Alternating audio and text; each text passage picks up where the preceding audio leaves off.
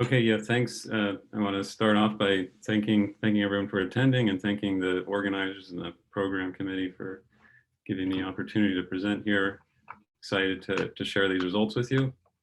So I'm a scientist at NIST and also a fellow at University of Maryland in the Joint Center for Quantum Information and Computer Science. So I want to start off by thanking some of my collaborators and also giving you the sort of preprint number for the work. This is a project that actually started some time ago with Steve Flammia, Liang, Jiang. He's now at Amazon, University of Chicago, David Huse at Princeton, and then Stefan Krastanov, who's at Harvard and MIT. We also benefited from discussions with the people listed here. Okay, so I think I want to start off with this sort of well-known motivation for this community, which is this idea of random quantum coding, or random coding, which goes back to the sort of well-known work by Shannon. And the idea is that random codes actually play a very important role in the theory of classical error correction in the context of this channel capacity problem. So if you have some kind of local noise channel and you want to send information through the channel, then you can actually achieve optimal performance by actually just using a sort of random encoding of your input. So those kind of random codes aren't very practical, but what was interesting result was, shortly after this discovery, it was shown that by using these LDPC codes, sort of generated in a random way, you could actually achieve sort of practical and efficient encoding and decoding strategies just based on randomness. And so similar ideas have actually been explored in the quantum setting. So in the quantum case, the coding problem is a bit different because it's sort of unitary evolution. So we imagine we have a system, and we use an isometry to encode it in a code space, and then there's a quantum channel which acts as the noise in the system, and then we use quantum measurements to do decoding. Okay, and there's actually very similar results in this case as well. So it turns out random codes perform very well in this setting, and this. One nice result in this context is this idea of the decoupling theorem. So if you have a Haar random, so random quantum code is really a Haar random circuit, and then there's this decoupling result that it's explored here. So another nice result, sort of moving in this direction of LDPC, or low, efficient encodings and decodings, was explored in this work by Brown and Fozzi, where they showed that you have two local random Clifford circuits. So there's no spatial locality in this discussion. But what they were able to show is that you can actually achieve linear distance codes at depth log cubed in. So very, very extremely fast.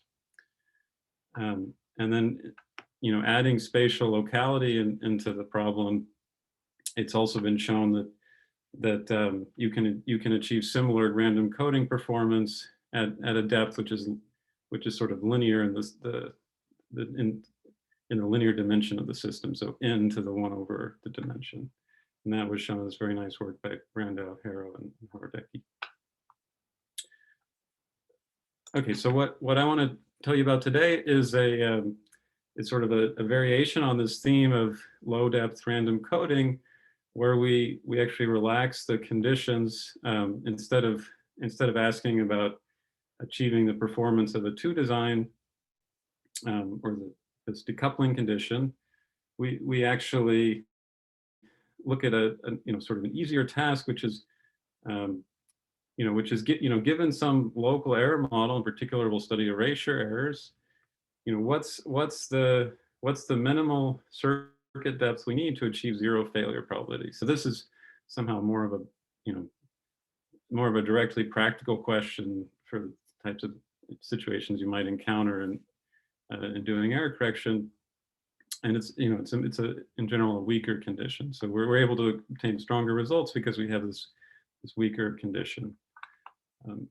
And so the way we quantify this problem is that we look at we actually look at the failure probability as a function of the error rate.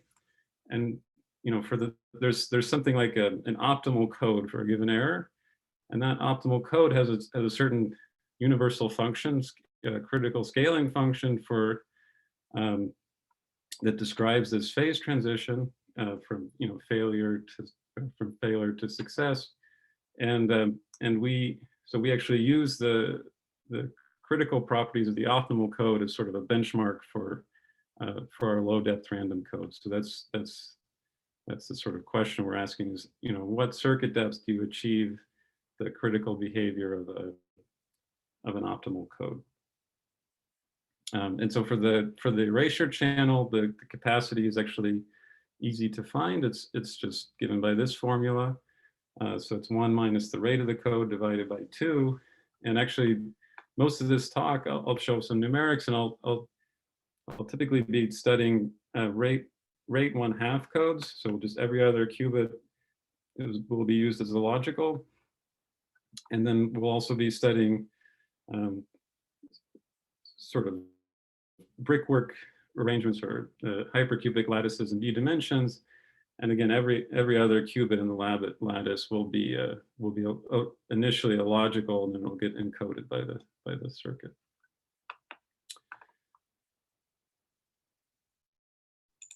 Okay, so we study this problem in a sort of broad range of settings, and I sort of summarize the results here. So just to guide you through them. So the main result, one of the main results is that if you're working below capacity, so below the channel capacity for the erasure threshold, then you only need a logN depth circuit in any dimension, including 1 dimension. You'll notice there's a difference in 1 dimension though, and that the prefactor actually of the log actually diverges as you approach capacity. So that's an important distinction. The other nice result is that what we've found is that there's something called you can apply something that's known from statistical physics as an Embryomom argument to this decoding problem for low depth random codes. And what that argument shows is that, you know, spatial randomness in the errors. So we're looking at this local error model. Spatial randomness is actually relevant to the critical properties above 2 dimensions. And so that means that the low depth scaling persists even as you approach the capacity. This is called the moderate deviation limit in some contexts. Okay, so then, you know, another result that comes out of this is that 2 dimensions is actually the marginal dimension for log depth coding at capacity. So in this setting, we don't know what the true behavior at capacity is. So that's an interesting open question. I mean, the numerical results are consistent with log, but you have to be very careful in that case. Okay, and then the final result, which I'm, you know, particularly excited about, is that we introduced something called an expurgation algorithm. We borrowed the terminology from classical coding. So this uses quantum measurements to sort of beat this log depth barrier. So we get coding below capacity, we get sub-log depth coding. Okay, so now let me just jump into the you know, the more technical part of the talk. So actually, what I want to start with is sort of a useful result for understanding the erasure threshold using kind of an idea from random matrix theory. So we want to compare our codes to this infinite depth limit. And so we wanted a very accurate way to understand the critical properties at infinite depth. And so we came up with this idea. So we imagine we're studying erasures, which means that the location after the error happens, the location of each of the erasure sites is known. And then so you fix an erasure pattern, and then you can write down this matrix, which is a generating matrix for all of the syndromes of the code and all of the logical operator errors. So for every error that happens on those erase sites, you can find its syndrome and its logical operator equivalence, from this matrix. And then what we do in this RMT approximation is that we assume we assume that this matrix actually in general has a lot of structure because of things like commutation relations and things of that nature. But what we do in the RMT approximation is that we assume it's actually a random matrix over finite field. And under this assumption, you can actually compute the recovery and failure probability under optimal decoding, for every value of the erasure rate. And in particular, there's this nice formula for the recovery probability at the critical point, just in terms of combinatorics. It amounts to counting ranks of matrices over Z2. So we'll use this.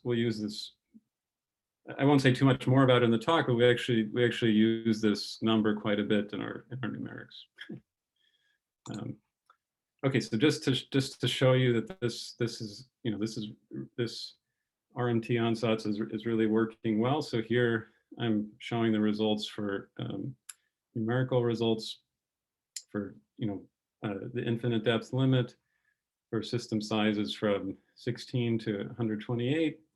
And this is the black curve is the RMT, and you see within the error bars, there's nearly a perfect agreement. And you also see actually, if you collapse these curves, they actually all agree with the random matrix theory prediction. So it seems to be very accurate.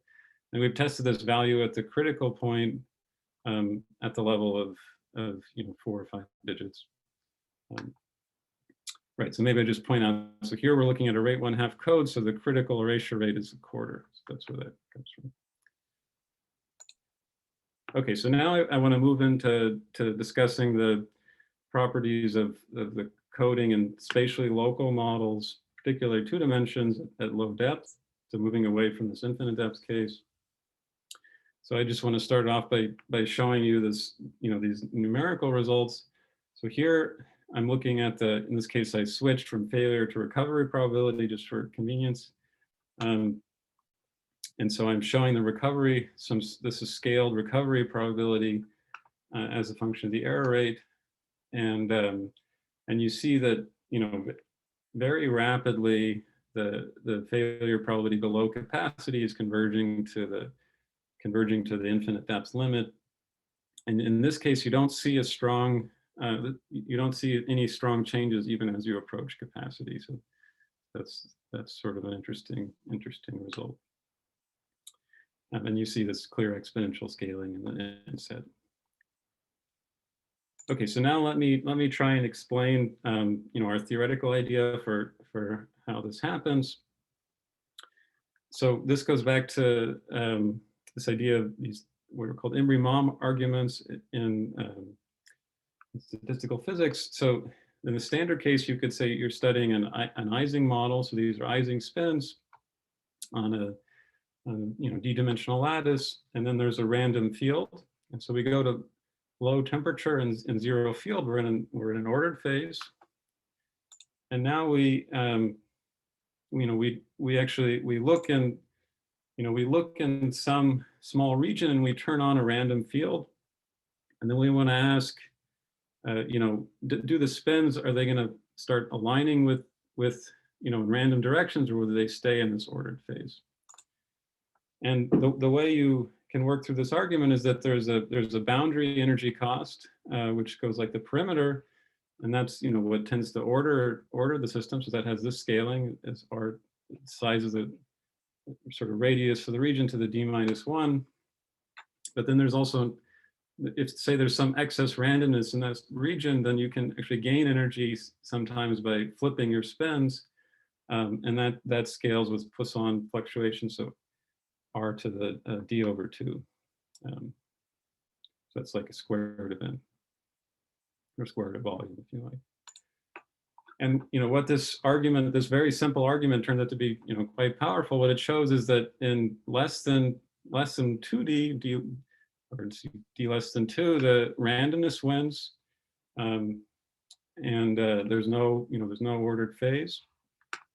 Above 2 dimensions, the ordering wins, and you get this ordered phase. And then in 2D, it's a marginal dimension. It's actually it's still an unresolved point in the mathematical literature. So if you're interested in mathematical physics of this problem, there's a recent work in that direction. Okay, so right. So how do we apply this argument to this to this coding problem I've been discussing? So what we do is we replace the random fields by random fluctuations in the erasure numbers. So we imagine we have this, say 2-dimensional system, and there's this region of excess erasures. And what you should think about in this case is that for these low depth codes, all the check operators are sort of quasi-local in a sense. And so the way that you can so to correct this region with excess errors, you actually need to borrow sort of syndromes from the boundary of the system. So these regions will, say be below threshold, and this region will be above threshold. So you have to sort of borrow the syndromes to get below threshold in this region. And you can go through a similar argument. So there's a perimeter scaling. There's also the random fluctuations, and then the sort of spatial extent of these check operators in this direction is given by roughly the circuit depth. And what you see is that error correction wins when this condition is satisfied. And again, this should be d less than 2. So what this means in one dimension, you need a depth on the order of square root of the size of the system. So the sort of randomness wins in that case. And then above 2 dimension, you get the error correction winning. And in 2 dimensions, the numerics are very strongly point to in this case actually the error correction wins it. But it's difficult to resolve these kinds of points with numerics. Okay. So now, just to give you some evidence that this kind of argument also applies in 1 dimension. So here I'm showing the case where we take random error locations in 1 dimension, and you see this nice scaling. This is looking at capacity. You see this nice scaling with square root of system size for the depth. And then you can also study an error model where you erase in a regular way. So every 4th site, you erase a qubit. And then that actually removes these fluctuations I was talking about, and you get a different scaling, which is a log scaling. And that actually comes from fluctuations in the code itself. So there's randomness in the errors, and there's randomness in the code. And it turns out that this log depth scaling I alluded to at the beginning comes from randomness in the code in some sense.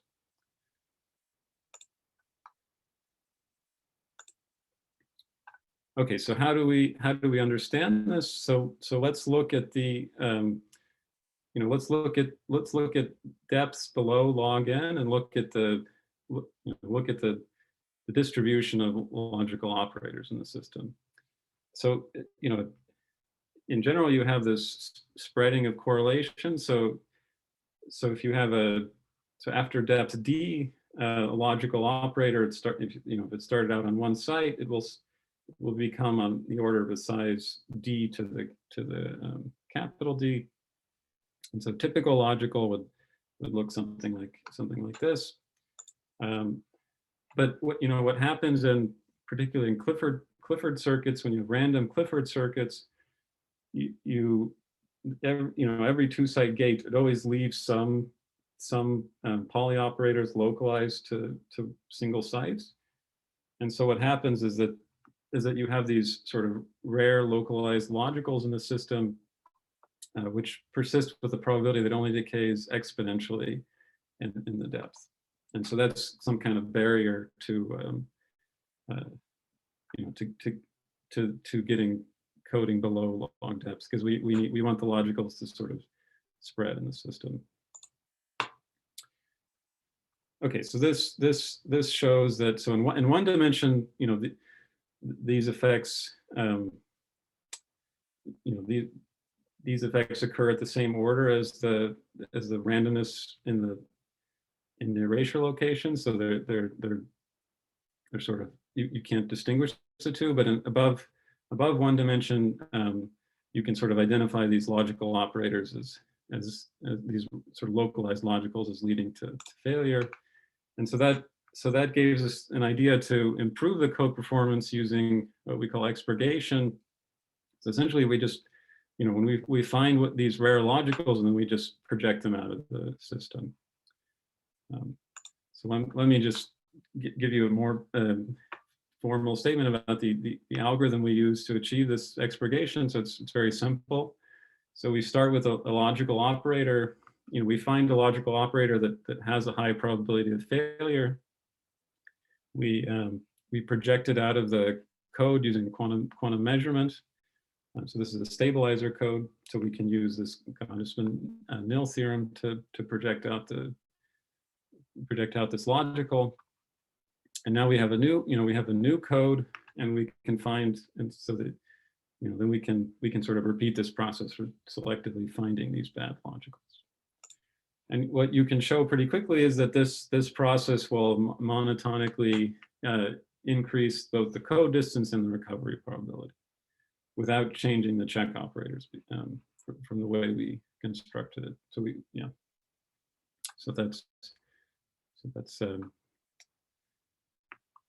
so it's sort of moving it's sort of provably moving in the right direction. Okay, so here's the performance in a 2D system and also an all-to-all system. And you see this nice, so here we're looking below capacity, so at half the capacity. And we just expurgated a small amount, so we could extract the scaling better. And you see this sort of strong curvature on a log scale. So so it's actually consistent with sub-logarithmic depth for achieving zero failure probability. So here, this axis is the depth to reach 50% failure probability. Okay, and then in one dimension, we have sort of a consistent picture that we run this algorithm in one dimension. We don't see any obvious improvements in the scaling, which is consistent with the ideas I presented.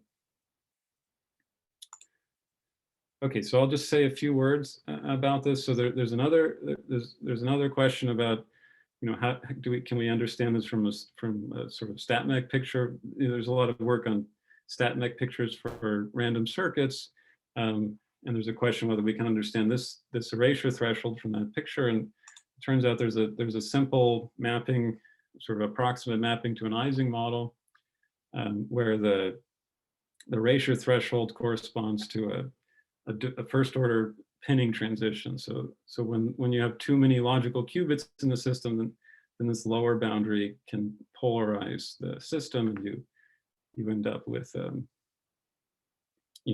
failing.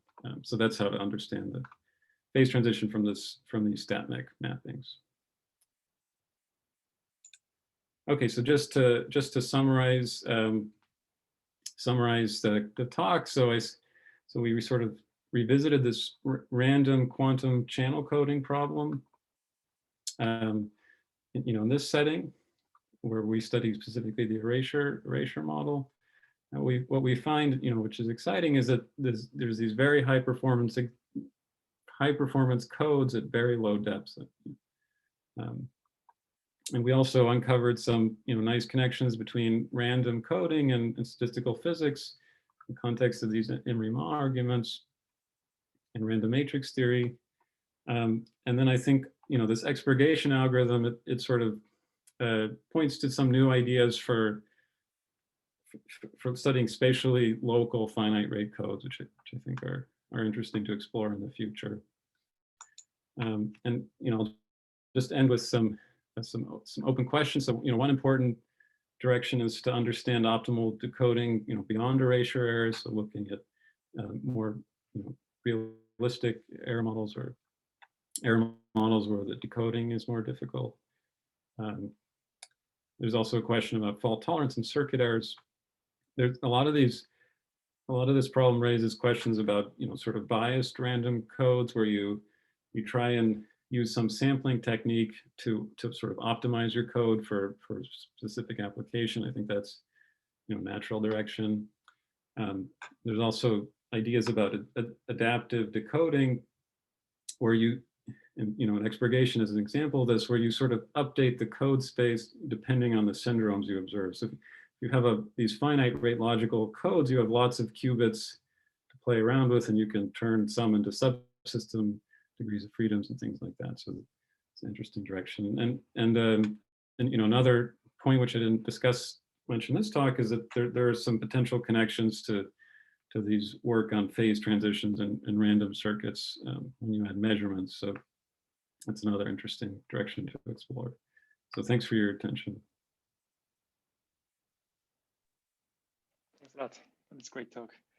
So we have some time for questions. So there are none so far. I think some people are typing now.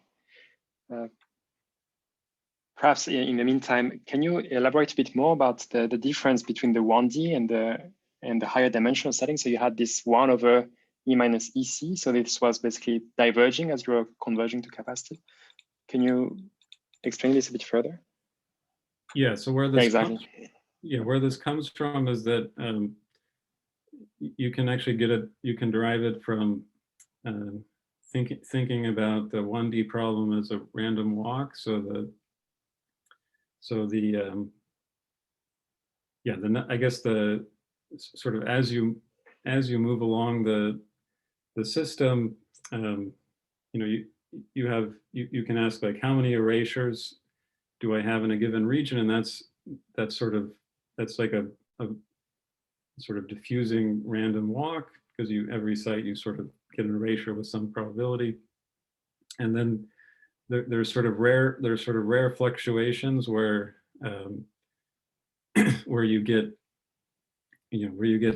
where this random walk sort of deviates far above its typical behavior, and that explains this type of scaling, actually. Okay. So, and you can't. That's a completely different argument from 2 dimensions. There's no mapping to a random walk in 2 dimensions. Yeah. Thanks for the question. Thank you. Okay, so a question from Fernando Pastewski. Can you explain a bit how the expurgation procedure would work? As I understand that finding low depth logical realization is computationally difficult. Finding the low depth logical realization. Oh yeah, right. So the way, right. So I sort of.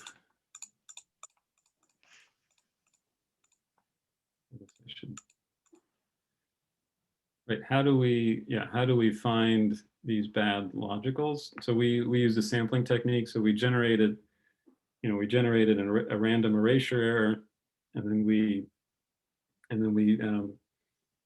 checked, and then you can actually find whether there's logicals that fail. So we find all of those logicals, and then project them out of the system. So we use the sampling technique. Okay.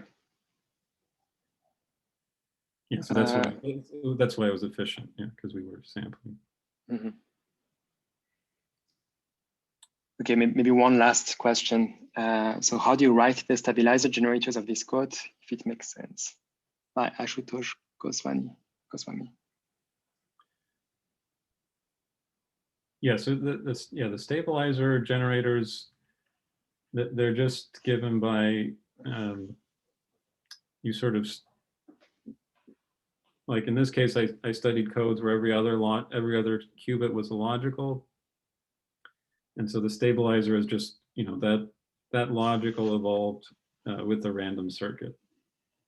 At least that's the code we're studying. Yeah.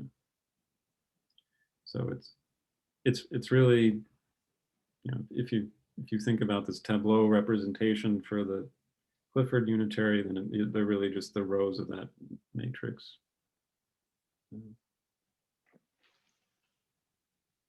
When you do expurgation, things can be more complicated. But. Right. Okay, I think we're out of time now. So thanks a lot again, Mikhail. Yeah, thank you.